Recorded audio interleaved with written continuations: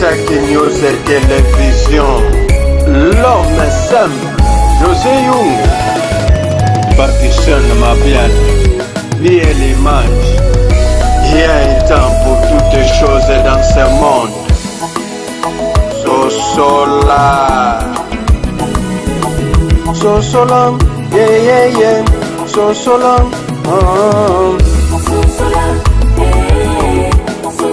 Bonjour fidèles téléspectateurs de Casque Boza Ebele, Bozola la chaîne Bino Oyo, partout dans le monde, en tout cas, on a laissé pour présenter Bino émission, il y a Mokolo, il y a Lelo, Éveil du peuple. Merci beaucoup, on a mis que vous l'avez sur YouTube, donc Isaac News TV.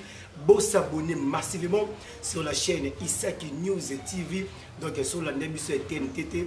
La sur YouTube, Betikaka, Isaac News Télévision. En tout cas, je vous conseillerais toujours de vous abonner très massivement sur la chaîne Isaac News TV pour partager l'émission Oyo, Éveil du peuple, donc tout l'amour peuple. En tout cas, votre humble serviteur FB Choco Cloche Kano, autrement appelé les caméras de la presse congolaise. Merci beaucoup.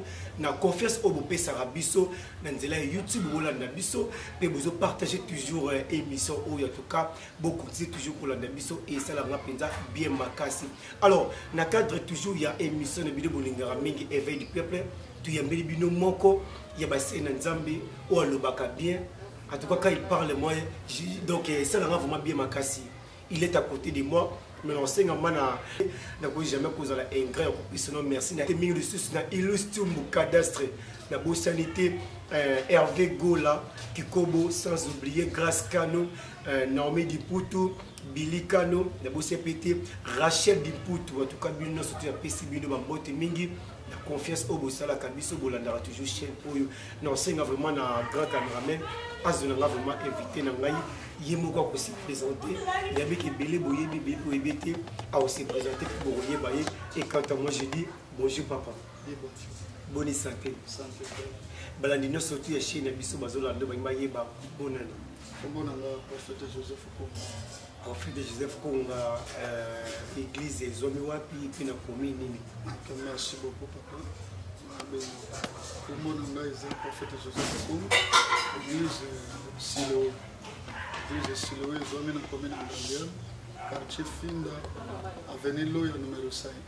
Merci beaucoup. Je pense que Boyo Kinenge Papa s'est présenté, donc c'est l'homme de Dieu, donc il s'appelle Pasteur Joseph Konga. Sur la penze belé par rapport à Makambozo Koleka, Nakati, corps de Christ et Tonga la Kolo, tu habites au Kinde Wapi. Est-ce que tu as au Kinde tu habites? Alors, Pasteur Joseph Konga. Moutouné ngali bosuzali expliquer dans la ligne surtout il y a chaîne biso baye banano bilan dans 2022 c'est la biso non statistique nango elekelo comment ba difficulté topé na bolamu expliquer biso non bilan 2022. Merci beaucoup. Bilan 2022 c'était très bien passé par la grâce de Dieu. Et chaque année nous avons makambo. Oui. Année 2022 tu vivas qui makambo. Oui, année 2022, les alaki année manko les bandes les alaki un peu compliqué, mais vers la fin de l'année, parce que l'année 2022, nous avons ça qui l'église nous dit que ça qui 7 ans d'existence. Vraiment église là où l'église Silo. OK. Ça qui 7 ans d'existence, c'était le 31 décembre que nous avons fait l'église a 7 ans d'existence. Donc l'année 2022, les bandes les alaki ont une complication. Tellement que nous marchons avec de la grâce, nous avons bâti comme ça la vérité. Le Seigneur nous a fait grâce par rapport à ce qu'il a fait. Merci beaucoup. Alors on a 7 ans où l'église est salée, il y a dans le témoignage au vivre, au peut-être au verbité, Nzamaza Malamu, Nzela et Kamou, la cette église, tala na zo iloko boye topé na zo relation boye expliquer biso. Merci beaucoup dans cette existence église parce que nous marchons avec la promesse du Seigneur. Comme le Seigneur nous a promis, dans cette autosali, et le Bosso, oui, bien, nous sommes ensemble, nous avons nos vies à Banazam. Vies à Banazam, nous sommes Bazobi Kamaram, Bazomon, le beau Banzam, ils ont pris ce monsieur Siro, le biso Batotozo Kamaram. Dans cette existence église, je crois que le Goya Batotozo. L'Éternel a fait tellement de choses terribles. Zamba salaki mabele ya benene. Maboma babikaki na kati église. Maboma babikisi ba image ezali. Oui. Image ezali. Image ezali. Maboma babikaki na kati église, basi bakomba babiki, baboti bana, baboti bato sila babiki. Sida pénicile. Sida ici. Sida sali 4 ans ici. Ok, alors ce que tu as sur le parcours de la vie chrétienne, expliquez-nous nous tant où il y a Benzambi, puis parcours normalement c'est l'église catholique, humaniste, petit ou comme il est là. C'est la mission nous parcours non non tout est ballon. Merci beaucoup. Parcours non c'est libre. Papa na maman na ba travailler dans la zone ba ta mission. Tellement na mission les relations papa na bino zo tangisa kuna vous obligé bino nyonso bana bo sambela na mission. Donc na botama de bord méthodiste. OK. Na botama méthodiste. Donc tango na comme na âge 10 ans. Na âge 10 ans ndé à un certain jour tango na kokisa âge 10 ans mokolo moko un certain jeudi. Certain jeudi les alaka avril. Avril, certain jeudi, maman est venue à Ibisinga Lobby. Je sais que nous sommes malades. Voilà maman. Maman est Ibisinga Lobby. C'est le premier témoignage que j'ai eu. Quand j'ai 10 ans, maman est Ibisinga Lobby parce que quand nous allons à Zeb, nous avons un message de nous allons à Zamba est Ibisinga Lobby. Moi, nous allons à Zeb. Selon les témoignages, parce que j'ai 10 ans, j'ai des témoignages de maman et ça. L'assemblée pour ma maman. Bandoro Kalipo, nous avons dérangé à Sanango, je crois. Quand on a assemblé pour ma maman, j'ai 10 ans à Biti. Et c'est pour maman, Bandeka Kadringa, j'étais tout seul méthodiste. Méthodiste, c'est Naïko. Quand on est sur l'église, on a un méthodiste. Au sein de l'église, on a un Dieu vivant. Sikatenda le père. Au sein de l'église, Sikatenda le père. Et je crois que je l'avais non anglais.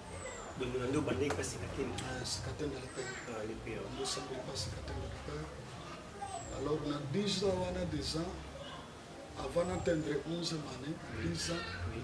Donc, mais on a mis bando fou, on a bando mon asiko makamba. Donc nous avons révélation. Nous avons révélation. On dans le quartier, petit moko bato ba omema na mapeka poate bazo mema na mapeka après nazote à évangile et à un certain moment mon père c'était chef coutumier. OK.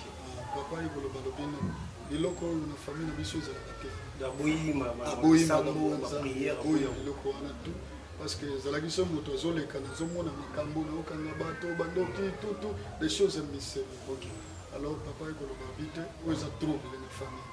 Bah écoute mais mangai pas non qu'on a visto. Récemment nous quand moi ibana ina basana nzambe ta ibana kana bangana kesi. Donc ba meminga kuna ndisiko basana nanga kuna on a commis déjà na 11 ans. Basana nanga kuna à peu près une semaine. Bazo tianga ba mai na miso juste pour na mona la lisusuke. Na mai na matoi pour na yoka la lisusuke. Alors nganga yekubengana biso parce que ndako na ngalo wana ezikaki nganga yekubengana nganga lobite lokola ndako ziki c'est-à-dire mwana oyo aza musala nzambe nganga ndaye bongo ebisi ba parents na ngake mwana aza musala nzambe ndisiko mama zongai akeko kabanga na maboko ya pasteur moko pasteur André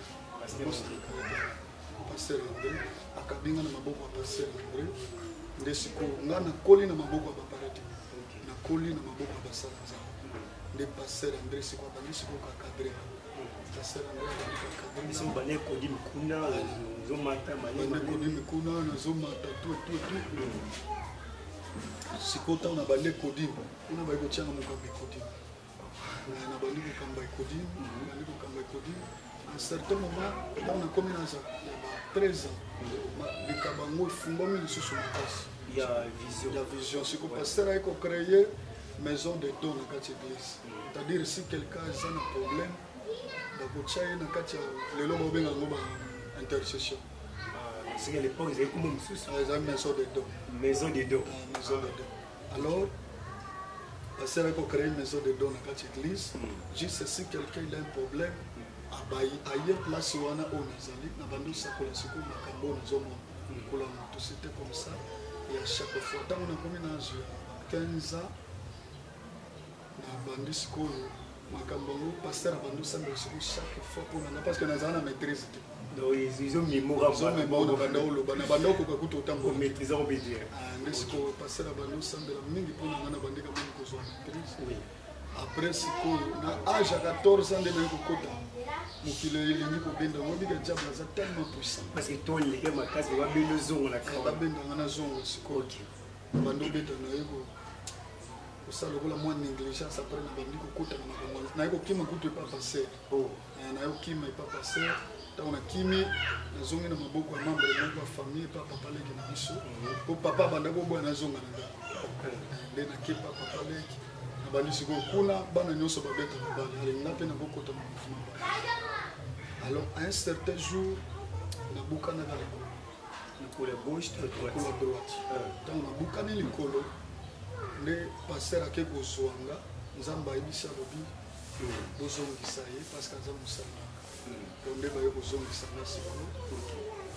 Nde na komi siko kosala nzamba, après nde baye kochanga chef d'intercession quand l'église a Dieu. Kochanga chef d'intercession, tant na kokoma chef d'intercession. Nde na kolongwa na maboko ya pasteur wana. Donc, moto penza eko fungola ngalika. C'est ma pasteur apôtre Denis Moko. L'une des pièces spirituelles. Papa nanga spirituel. Le moisa représentant de l'église centre missionnaire de l'église. Balandino surtout ya chaîne biso bayoki ndenge olobi donc minga olobi zambe d'autres choses olobi la kango la prochaine. Alors pasteur Joseph pour tout le school actualité aux aussi passé dans le Congo, mais pour toucher toujours l'impact de l'action de la vie d'une personne. L'homme de Dieu, moi comme moi, la mission dans le Congo, dans la mission à partir de YouTube, à l'obiki, dans le mission Congo, ils ont un prophète, mon côté, tout le pasteur, mon côté, Oyo, ils ont un message, il y a un mission Congo. Tout le la prophétie, tout le révélation, il y a année 2023, tout il y a Makambo, il y a des au Congo. Et il y a quelque chose plus loin, à l'obiki, il y a des Zabongo, ils ont un pouvoir. Il y a recommandé, disons, il y a recommandé par ange, qui nous c'est l'émission, puis qui c'est un rapport. Par là, mais comment expliquer du saut? Est-ce que ça, qui vont tout ça molli mon tour, ça la bombe, tout payer dans le Gabon. Bon, oui, dans chaque année, parce que le Dieu que nous servons, c'est un Dieu qui travaille dans chaque minute, dans chaque seconde. Dans chaque année, nous avons c'est parce que nous les et là, mon côté, comme on a sans que nous avons révélé dans la salle. En réalité, ce qui est même dans une famille, dans un quartier, ce qui est la salle, nous avons révélé le quartier. Alors, dans chaque année, ils ont un bateau, parce que Dieu ne travaille pas avec tout le monde. Nous avons un bateau à travailler. Alors, dans chaque année, nous avons un bateau, nous avons à révéler la makambo comme on a catché la bosse. Combien de verbe aussi tous les esprits. Bon, wana, dans le but peut-être la cause. Wana ça c'est l'eau. Mais moi, ce que je sais dans les choses de Dieu, ce qui va ça dans Nzambe ndé tous en catché la bosse.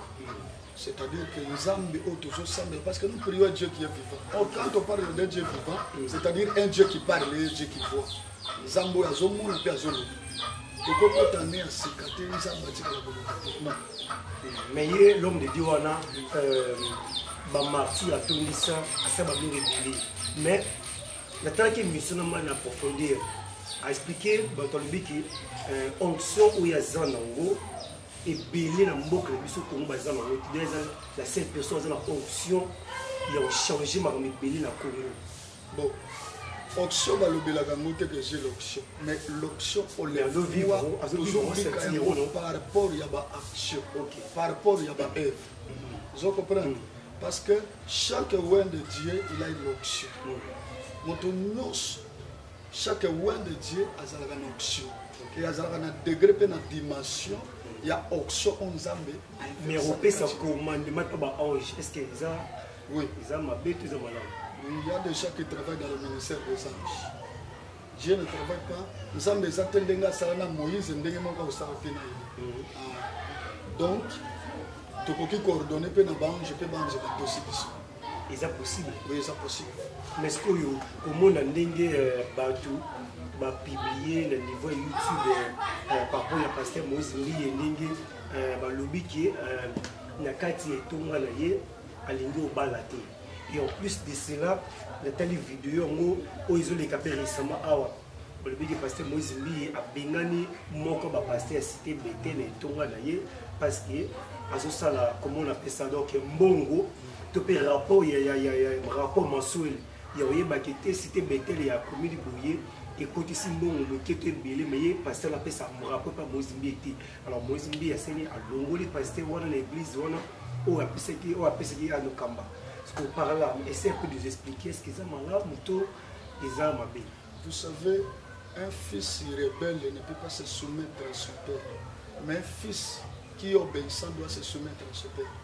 Ce qui moi aux moi ozana mwana tango oza mwana il faut mwana atosa soki mwana tosi yo nde bavandaka na ye moto atosaka yo te bavandaka na ye te yango omoni même nzambe il faut abenga na diable. Pourquoi? Parce que diable n'a pas l'obéissance à lui. Alors moto oyo atosaka yo nde bavandaka na ye oyo atosaka yo te babenga na ye.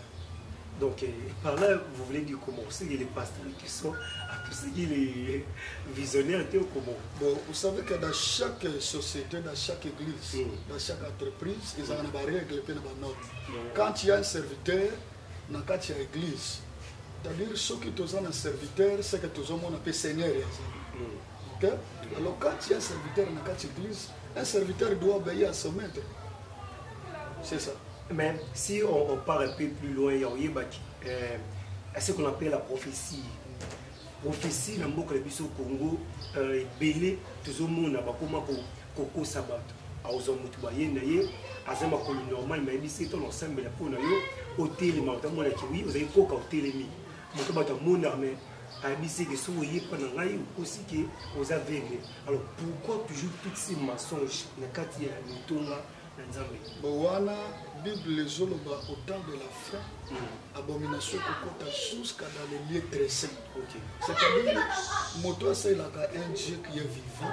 À quoi matière na komba nzambe parce que Bible zola que la voir ma ben na moto à rendre témoignage à l'okota.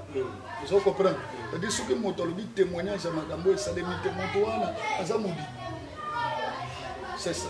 Donc moto wana azamubi parce que ce que le témoignage à makambo aux gens alors prophétie il y a makona ya lokuta ezali ya ba montage ya biloko lokuta ezali le minimum qui le comme réalité.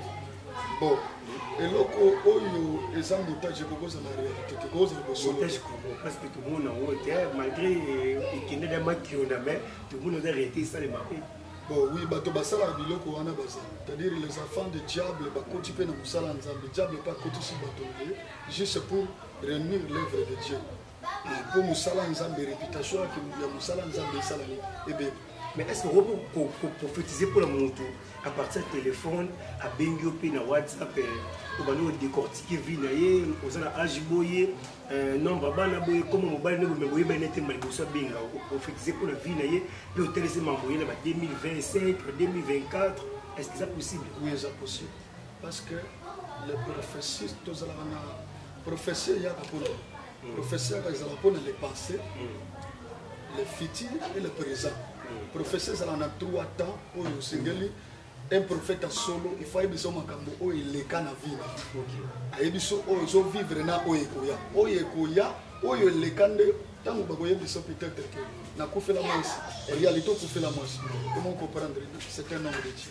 Après abando yebiso makambo yo zo vivre na oyekoya, c'est-à-dire avant koyebisa moto makambo ekoya po ndima fo bandana ko ya zo vivre. Est-ce que ça peut permettre à l'homme de Dieu à fréquenter puis ba milieu de benga net ba terrasse, ba boîte, hôtel pour fréquenter peut-être pour fréquenter bon sur les moi trop bien des choses qui aya musu imagine matanga habiter ba to balane matanga ba tout comme place de vendre ba on vendre ba la terrasse soit na bar ba on met là c'est possible. La Bible dit que tout est permis mais tout n'est pas utile.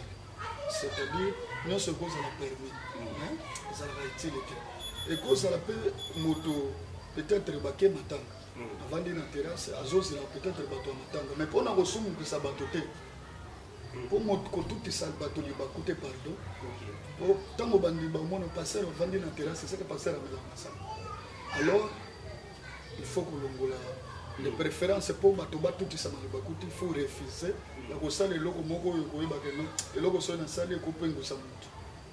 Merci beaucoup. Je pense que vous avez pasteur Joseph Koumrazolo Batuka.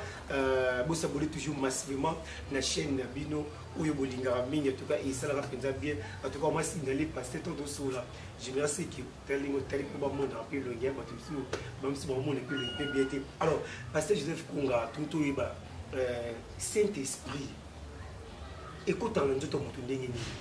Expliquez moi sur le avant tout qui est dans ce qui est cet esprit quand on dit et se manifeste comment. Bon, Bible Zolo Banamukanda acte des apôtres, chapitre 2 verset 1er. Bible Zolo parlait sur Mukolo Oyo Saint-Esprit yaki.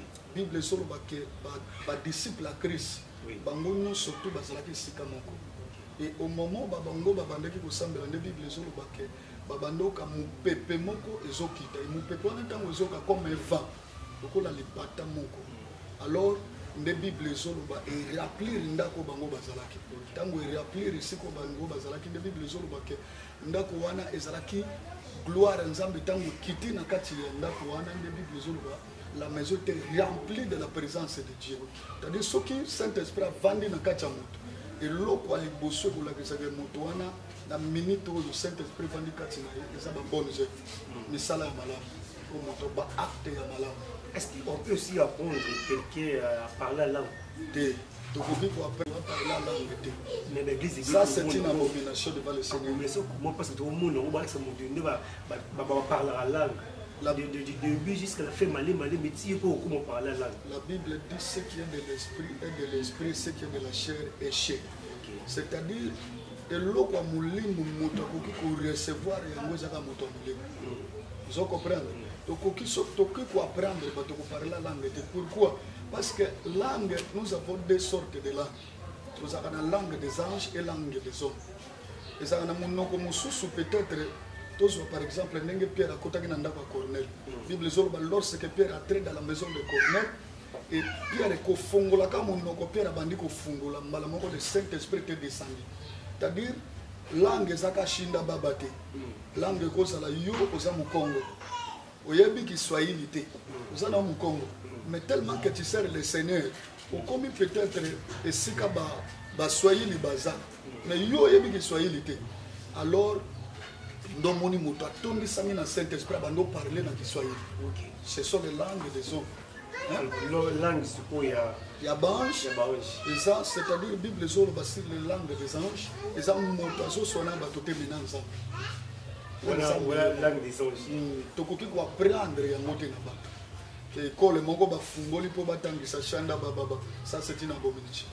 Merci beaucoup, nous sommes arrivés pratiquement à la fin de notre émission. Je pense qu'il y a beaucoup de choses à parler, mais on me déjà nous sommes arrivés à la fin. Donc je crois que notre pasteur Joseph Konga, il y a même sur la prochaine parce que tout ça est toujours à la cascade. Donc restez toujours branchés. On a bien arrivé à la fin de notre émission. Juste dédicace numéro de téléphone pour me contacter le plus au PSP programme il y a culte où il est à l'église Siloé. Nous sommes dans dédicace mardi à partir de 15h30 à 19h30. Donc de mardi au dimanche. Le mardi le 22 au dimanche le 29 janvier. Le 29 janvier. À quelle heure? À 15h30 à 19h30. Donc nous sommes à Siloé. Nous sommes mercredi de 17h30 et 19h30 et vendredi de 17h30 et 19h30, dimanche de 7h30, 10h30 équipe de Suisse. Ok, ma dédicace, donc on va tout la même partie du monde. Ok, Batounion sur la Libiso, nous allons apprendre le bino, nous allons soutenir le bino, pour continuer toujours l'émission de la chaîne. Que Dieu vous bénisse et merci. Merci beaucoup notre pasteur, merci de nous avoir accueillis dans votre église. En tout cas, moi qui n'ai pas le numéro affiché au bord de vos écrans, Bobenga Bissou, c'est bon beaucoup de contact et na pasteur, beaucoup de choses à travers WhatsApp, comme ça, tout le monde a contact na pasteur et ils appellent bien Makassi.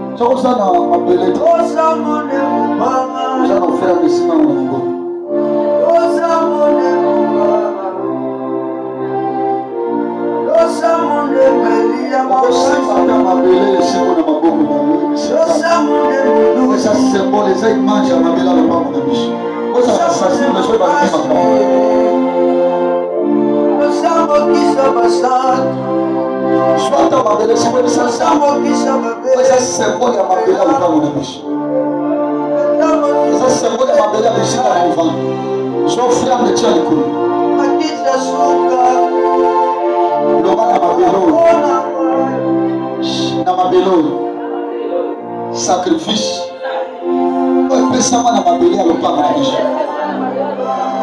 Et si quand nous sommes